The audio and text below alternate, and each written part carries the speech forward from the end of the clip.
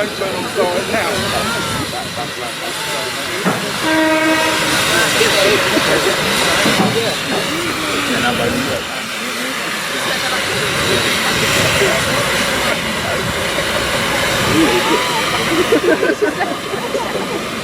I stayed.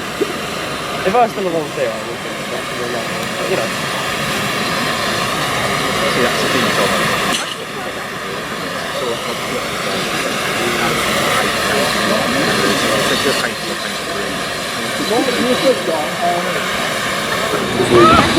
Thank you. Well, good morning again. Actually, I said good day just now, as they said down under. Welcome to Didcot Railway Centre to a very, very special occasion, which is to actually launch Pendennis Castle back in traffic here in the UK. I'm Richard Croucher, and I have the pleasure and the privilege to be able to lead the team who brought Pendennis back from a I realised this morning when I was coming down and talking with my daughter, who was born about 2 weeks before Pendennis left for Australia, that it's 45 years ago, the end of next month, that Pendennis last actually operated here at Didcot Railway Centre 2 days or 3 days before she left for Australia on a P&O ship on the deck cargo. And there she left for 17 years working in Australia, and I guess many of us, in fact most of us, probably thought we'd never see it back in the UK again. But come the end of 1994, after, as I say, 2 boiler tickets in Australia, the question then arose, what are we going to do with Pendennis Castle? It needed an overhaul. There wasn't any money to do it, and so, if you like, big questions with Rio Tinto and Hammersley Iron and Steel, who actually owned Pendennis at the time. A number of our members actually, when they used to go out to Australia and pilgrimage up to northwestern Australia to see Pendennis, so we knew all about it. But over a period of a couple of years, the question arose, should they actually put it on a mount outside of their works, or could it actually come back to the UK? And thanks to Peter Ward, and I'm not sure if Peter's here today, but if he is, could he raise his hand and wave? He wrote to the Railway magazine and said, we think that it might be possible to bring Pendennis back to the UK. And this is where I came in, because I'm sitting one afternoon in October 1998, and I get a phone call from Nick Pygott, who at the time was the editor of Railway magazine, saying, do you think the Great Western Society would like to have Pendennis Castle? So I didn't actually give any thought to it. I said yes immediately. And there began about 12 months of negotiation behind the scenes with one of Rio Tinto's operatives who had actually been out in Australia working, Adrian Lumley Smith, who I'm pleased to say is here today. I'm sure that they must have done quite a bit of due diligence on us, because it was nearly 13 months before we finally heard that Rio Tinto were actually happy to give it to the society. The issue was we had to collect it. I'd like to thank Adrian Lumley Smith for all the negotiating that he did, and also Adrian Knowles, who was part of my negotiating team. But getting it back to the UK was another problem that we had to face. Now, she went out on deck cargo on a P&O ship in 1977, and between 1977 and the end of the 20th century, shipping changed a great deal. But Mick Dean and I, who was the general manager here at the time, decided that we would go to P&O first of all and ask if they could actually ship it back to us to the UK. Well, they said there's only one ship a month actually goes past where Pendennis was stored on its way from Sydney to Marseille, and the cost would be £125,000 on deck cargo. Oh, and by the way, the tides at Port Hedland are pretty strong, and every day that the ship is either lying off, waiting to get into port, or in port trying to get out, it's another £10,000, which would look like an open-ended cheque to me. So the next thing was, what are we going to do? Now, I'd been involved in shipping when I lived and worked in Hong Kong, and I knew that to get it on a container ship, it would take about 40 containers to be displaced, and they're about £1,000 each. I reckon that the cost should have been about £40,000. We had one of our jokers said, well, why don't you hire a Tupolev 330 freighter from the Russians and bring it back? Well, that was a third of $1 million to do that. And then, towards the end of January, and remember we're already 2 months into this, I get a telephone call late one Sunday night from a guy over in Harwich, and he said, are you Richard Croucher? I said yes. He said, are you trying to bring a steam engine back from Australia? I said, yes, I am, as a matter of fact. He said, well, I think I can help you. I said, well, you know, what's your sort of, what have you done? Well, he said, I brought a tram back from Portugal. I said, yeah, but there's a bit of difference between Portugal and Australia. Yes, he said, I know, but he said, if you ring up a guy called Steve in Ipswich, he said, I think he'll be able to help you. So the next morning, which was Monday, I rang Steve and I said, look, I've got this steam engine which I want to bring back to the UK. I've been to P&O and they said £125,000 plus. What can you do? Oh, he said, I don't think that'll be a problem. He said, just leave it with me and I'll come back to you. So I left it for a couple of weeks, and the following Friday week I rang him and I said, have you had any... Oh yes, he said, it's quite all right. He said, there's a round-the-world ferry. He said, it's no problem. He said, it goes from Melbourne. I said, well, Pendennis is right up in the northwest of Australia, and Melbourne is right down in the southeast of Australia, and it's going the wrong way to come home. Oh, he said, yeah, I can see your point. I said, well, what about Perth? Oh, so I'll go away and have a look. So another week went by and he came back towards the middle and end of February, and he said, yes, there's a round-the-world ferry comes back through Perth, and we can put it on that, and it'll take about 3 months to come home. So at long last we got something. So I said, well, how much is that going to cost? He said, well, 41,500. So a little bit different to what P&O were saying.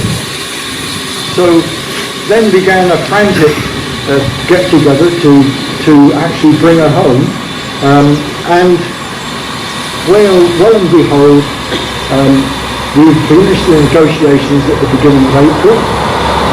Dennis Howells and I went to sign the agreement in the Great Northern Hotel at King's Cross, and unbeknown to us as we were signing, when I got up, we were actually sitting under a painting of Flying Scotsman, which I think you have to say is real fate.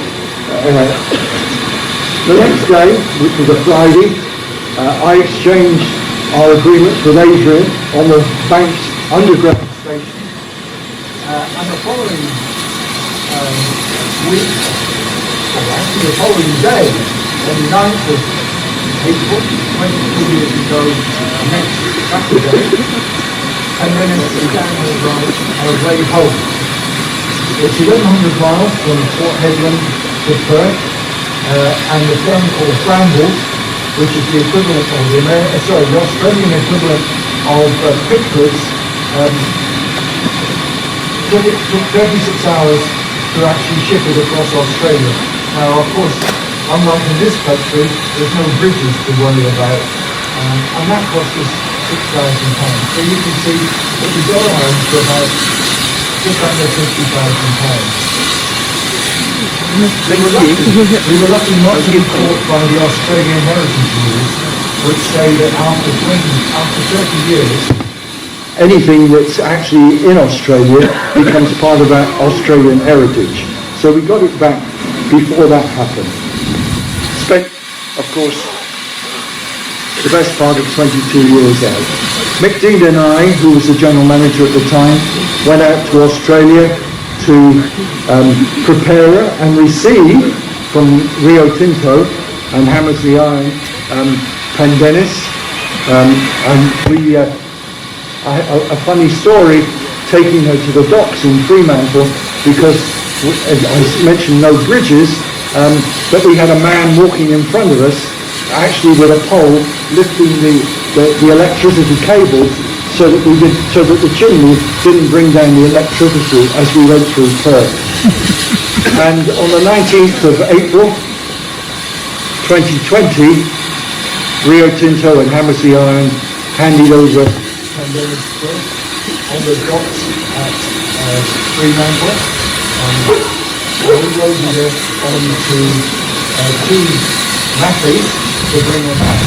Now we had a little bit of a problem at Fremantle docks, and I hadn't expected it, because what you probably realise is that most of the dockers who are out in Australia were trained in this country, and when we got to Fremantle, there was an argument as to who was going to do what. The dockers wanted to load the lot, we didn't want them to load any, and we came to a compromise that they loaded the tender and we loaded the loco with brambles.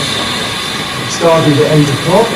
At 10 o'clock, Pendennis was loaded, and at 1 o'clock the dockers finished with the tender. Say no more.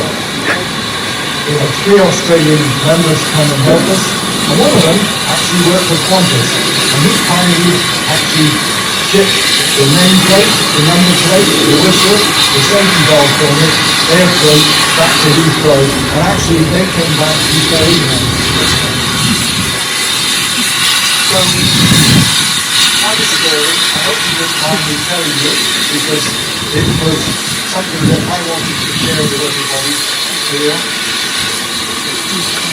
We had a small grant for the Heritage Office on bringing Pendennis home, but apart from that, all the cost of the repatriation and the restoration has been by donation. And the overall cost is just a little under £500,000. I'd like to thank all those people who've actually supported this and made a donation, because without that, we wouldn't be here today.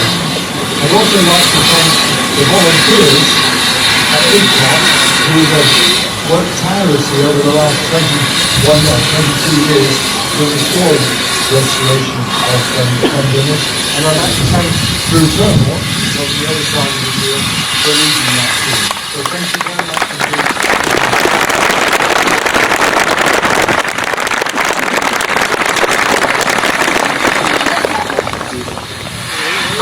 Right, for those of you who wonder who the hell I am,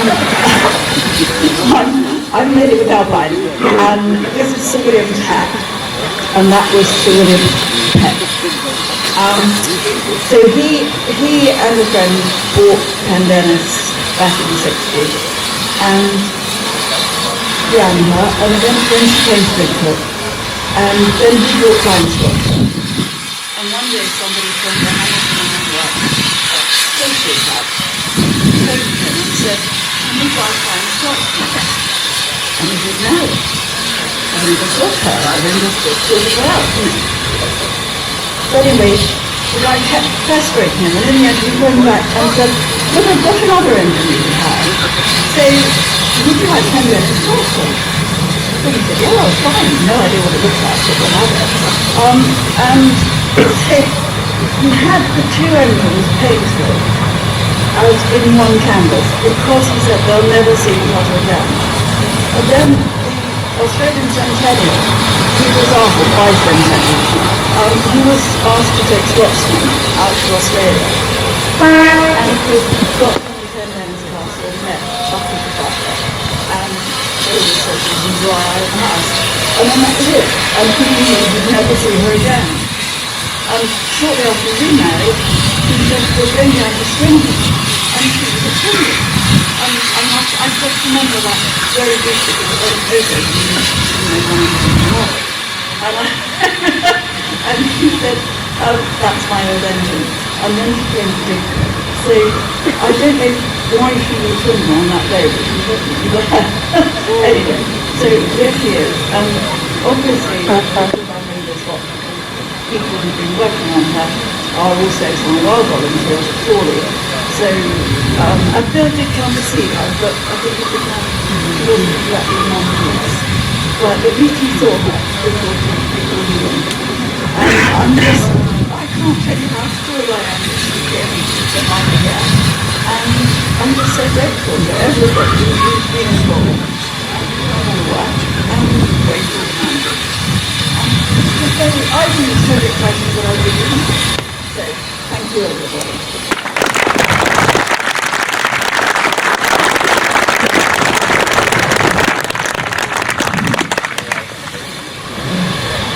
So, first things first, I believe you've got a gift for Lady Judy. If you'd like to bring that across for us. Thank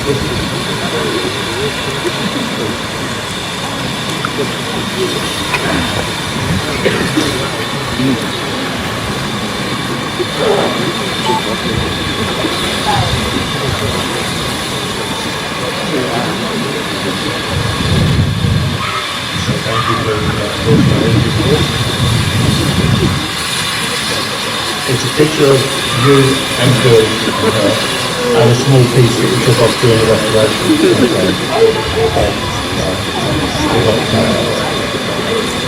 Excellent. What I'm going to do now is I'm going to ask my friend Harry to come up here. Harry's got a little job. So I'm just going to pass this to Harry.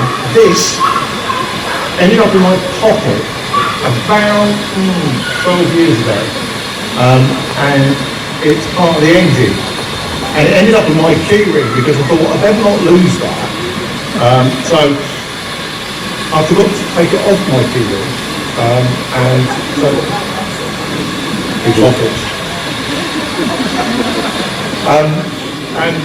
So what I'd like to do is I'd like to do like a ceremonial last piece.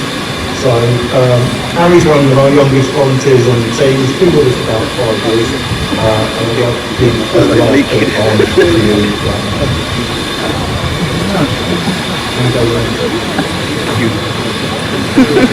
It actually goes in between the two handles on the smoke box door. That's what it's supposed to be, not on my key.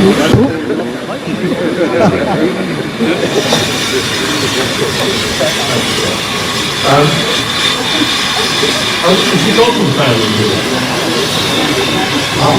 Excellent. So I understand we've got a hat. We have a hat. So what we'd like to do, can we put Doug's hat in the cab for the first time? We'd like to bring it up, legal, hang it in the hat, or hang the hat in the cab. A little bit of a backstory here.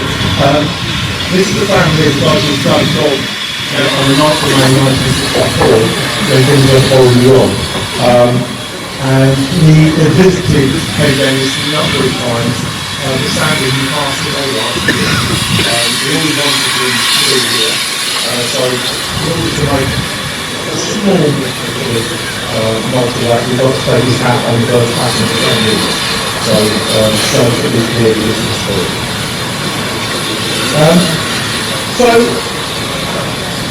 Thank you, Harry. Last week's on. So people often don't believe what we're doing here. They ask, what does it take to use a steam engine? Well, firstly, it requires a steam engine.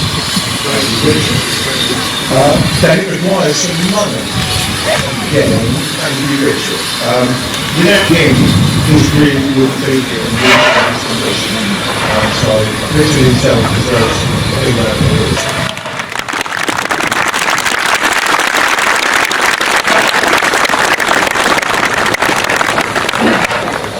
The next thing we need is we need a team. A team that will stand by you through thick and thin. However difficult this thing is, however difficult it gets. And I really don't want to be on my own up here anymore, so I'm going to Pendennis team and stand alongside of us. All of you.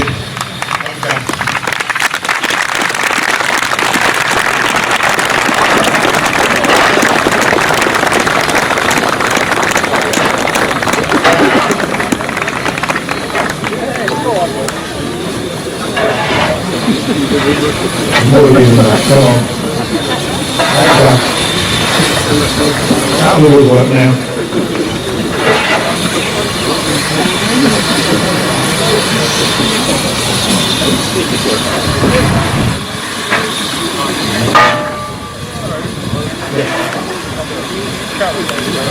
David Hurd. Come on. Where is it? Come on, David. David was the guy in charge before I was in charge.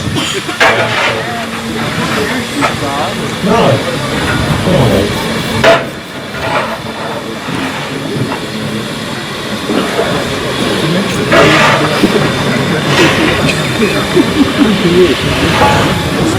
I've been really lucky guy.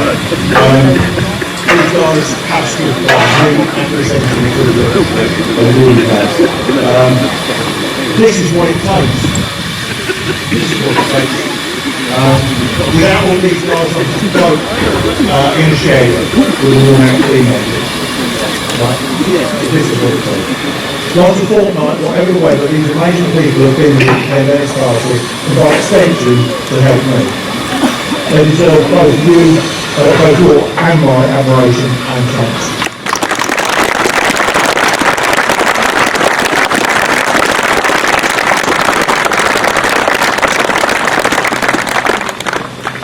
However, not all of them are here today. A few started the project but didn't do it until finished. While this is today's celebration week, I want to thank all these guys past and present both here and know that their contribution is not going to stop. They, like the old Great Western itself, are GWR. John, we've done everything on this locomotive. The moving parts are such as mightily with the sands of the desert. The boiler was really tired, some of the structure of the engine itself was worn out too, eaten away by rust and time. The deeper we dug into the machine, the worse it got, frankly. But eventually, that downward curve bottoms out. It has to. There comes a point where you just can't take any little bits off. Then what you do is you fix all those bits, and you start putting all those bits back on. And slowly a shape starts to form in the works. The shape of an engine that is a legend and is of international importance to the history of railways. It is an unbelievable privilege to be able to work with her and my friends. I'm a very lucky guy. They should always say that it's finished on the song, but don't worry, I am not going to sing. That's cool, and I use it punishment, I'm not going to do that. But I always wondered what would be the most appropriate song to finish on. I started off with Crazy Train by Ozzy Osbourne. Possibly not. He has driven us nuts at times, but we won't go there. Smokestack Lightning by Leonard Skinner. Well, I hope you get some great noises, but it's not quite right either. Rock and Roll Train by AC/DC came up and was suggested, but I hope you'll be suspecting better than that. But as I pondered over this, drinking a meal, my friends Lee and Ali were talking about rugby. And then it hit me.